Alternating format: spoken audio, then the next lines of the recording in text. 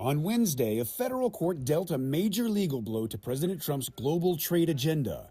The court blocked the bulk of the president's sweeping tariffs. That includes the so-called Liberation Day tariffs Trump announced in April, and the duties he placed on China, Mexico, and Canada earlier this year, designed to combat fentanyl coming into the U.S. Trump implemented the tariffs without Congress by invoking the International Emergency Economic Powers Act.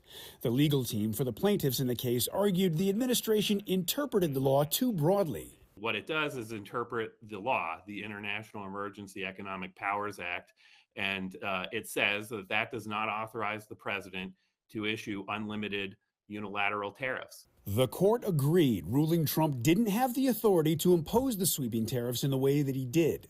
The Constitution gives the power to tariff to Congress, not to the president. So that means there's got to be some limit when Congress delegates that authority to the president. The administration immediately appealed the decision. The White House pushed back against the court's ruling, releasing a statement that read in part, quote, "It is not for unelected judges to decide how to properly address a national emergency." I'm Reed Binion reporting.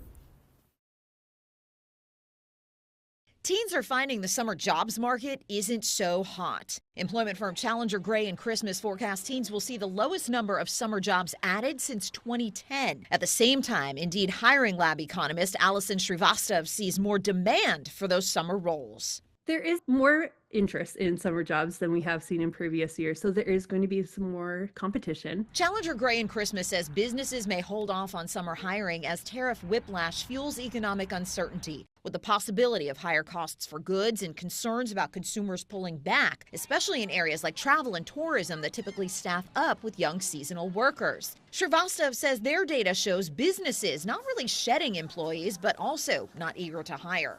People are kind of frozen in place. You know, it's a little bit of a deer in the headlights situation. So there's only so long that can go on for before, people have to start making business decisions, especially in those more short-run markets like summer jobs. Areas where jobs do remain available are tried and true in-person summer gigs like offices that need administrative help and camps and recreation. We haven't seen really a shift in necessarily the jobs that people are hiring for the summer, more of just like an overall decline.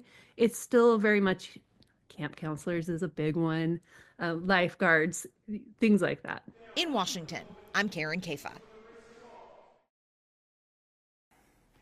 We've heard so much from Wall Street about their frustration and the concerns relating to tariffs.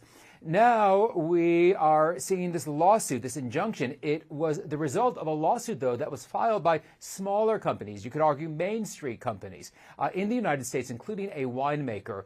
Let me update you on where things stand because we've seen so many twists and turns over recent weeks. Right now, a 30% tariff on Chinese products has been halted. These were in place as part of that trade truce with the United States and China as the talks were going forward, but that has now been halted, those tariffs at least. The 25% tariff on goods from Mexico and Canada, halted. A 10% tariff on most goods coming into the United States, halted. What remains, though, is a 25% tariff on automobiles, steel, and aluminum. That's of great interest to Europe, as well as many countries here in Asia, which are very heavily automotive focused. So those are still in place. The White House says it's appealing this.